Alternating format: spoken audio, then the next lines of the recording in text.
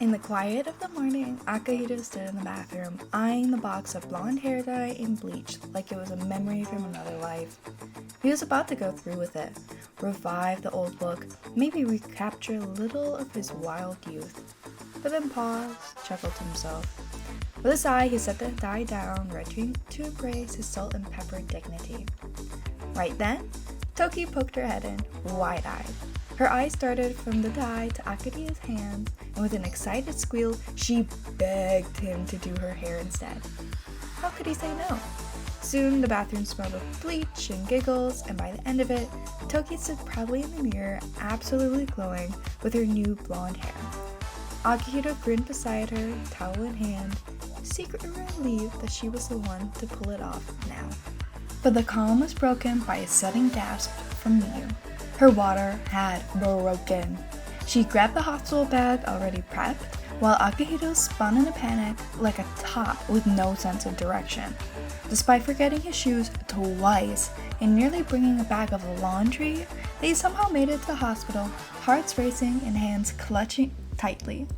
In the delivery room, Miyu was a picture of determination and grace, while Akahito hovered nervously, dabbing his forehead more than hers. And then with one final push and a lot of screaming from both parents, baby Toshiro made his grand entrance into the world. Just as the doctor lifted the newborn for Miyu to see, Akahito let out a dazed, "He's perfect," before dramatically swooning backward into a nurse's arm. Yeah. Later in the soft hospital light, Miyu held Toshiro against her chest, while Akahito came to with an ice pack on his head, an apology on his lips. They both looked down at their son, tiny and wrinkly, already the most beautiful thing in the universe. Exhausted and glowing with love, the three of them settled into a new moment with a new addition to their little family. The apartment door swung open to the soft jingle of Emmy's collar as little dog raced to greet Miyu and Akahito, who stepped inside cradling their son. Akahito looked like he had been run over by a train.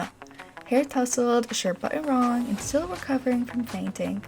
Miyu, exhausted but glowing, held Toshiro with practiced ease, already rocking into the rhythm of newborn motherhood again. Tokie and Kaori rushed from their room, squealing at the sight of their baby brother, practically vibrating with excitement. Kaori immediately reached out to gently boop Toshiro's nose, while Tokie declared she was going to knit him a hat that's in the shape of a dragon, even though she has zero knitting skill. Akahito attempted to reassert his dignity by putting on tea and pretending he hadn't face planted into the maternity ward floor. Emmy barked protectively every time the baby made a sound, clearly already assuming the role of babysitter. The living room had this soft storm of blankets, excited chatter, smell of warm takeout, and thankfully someone had ordered ahead. As the evening settled, Toshiro was tucked in his bassinets, surrounded by a wall of plush toys, each placed lovingly by his sisters. And just as the quiet came along, a burglar came. Yeah, just as everyone was getting ready for bed, Akahito heard a noise and called the police. And there you go, Robin Banks came to our apartment right after Miyu gave birth.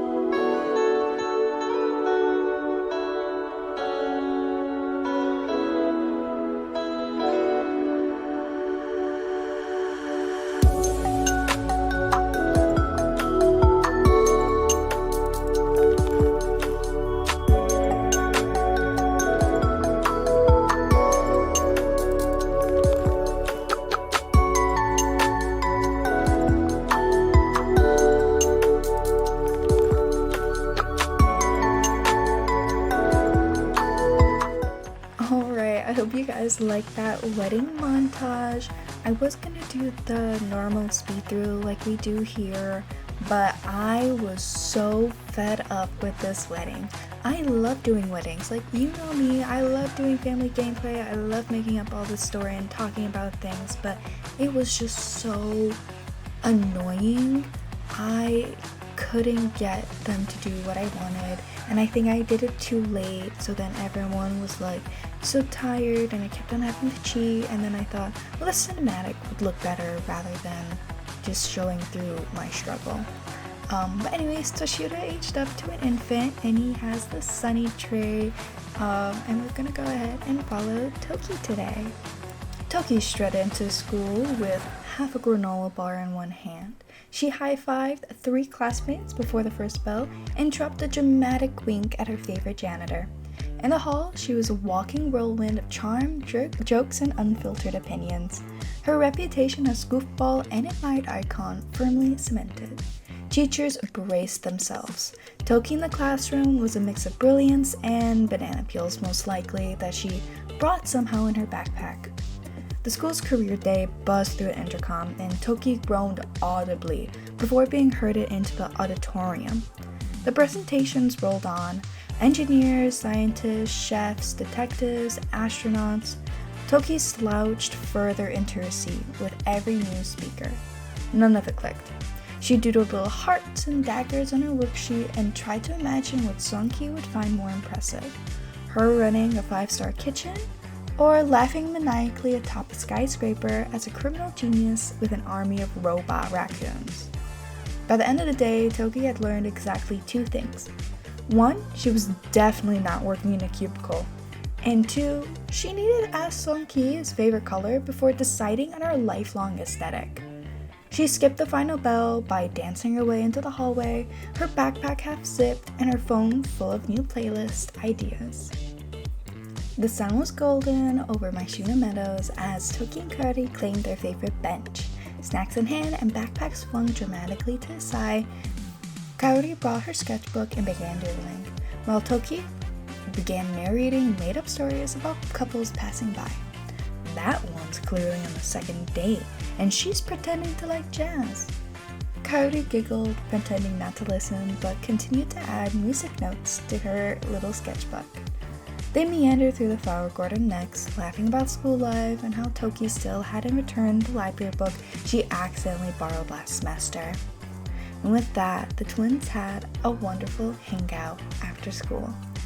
The next morning, the apartment was buzzing with cozy energy as the sunlight filtered through the windows, catching on streamers, half-hung, and confetti scattered like glitter breadcrumbs across the floor.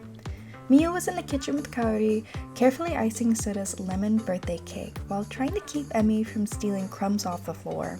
Tokie danced around the living room, speaker under one arm, scrolling for the perfect playlist, something between nostalgic and cool vibes. Akahito, with baby Toshiro nestled in a wrap across his chest, was helping Sota blow up balloons, though Sota was mostly laughing at how out of breath Akahito got. "You're not 20 anymore," Sota teased, tossing him a deflated one. Miu watched them, heart-catching as she realized how grown her son looked standing there. His eyes were the same, but everything else felt like it belonged to a young man, ready to take on the world. There was a calmness in the air, tinged with bittersweet joy. They were setting up not just for a birthday party, but for a farewell of sorts. The house was already full with love, warmth, and pride, but there was a quiet ache in the background. Laughter echoed off the walls as the birthday party kicked into full swing. Streamers fluttered from the ceiling, the cake was already missing a corner thanks to Tokie's taste testing, and guests buzzed around with plates of food and cups of juice. Kaori queued up Sota's favorite playlist, and soon enough, everyone was gathered around the birthday table as Sota stepped up, Ruben cheering the loudest from the front. With one dramatic breath, Sota blew out the candles, and just like that, he aged into a young adult, greeted immediately by applause and confetti. Moments later, it was Ruben's turn. The crowd didn't skip a beat. She laughed through the noise, eyes never leaving Sota as she made her wish and stepped confidently into young adulthood. Mia wiped a tear as she watched them, marveling at how far they'd come, from awkward homework sessions to this soft, glowing moment. The music swelled again as guests returned to dancing and chatting, plates piled with food. Ruben and Sota twirled together near the stereo, a little offbeat and a lot in love, while Akahito and Mew shared a quiet toast from across the room. It was perfect, and though change was just around the corner, they were all right where they needed to be.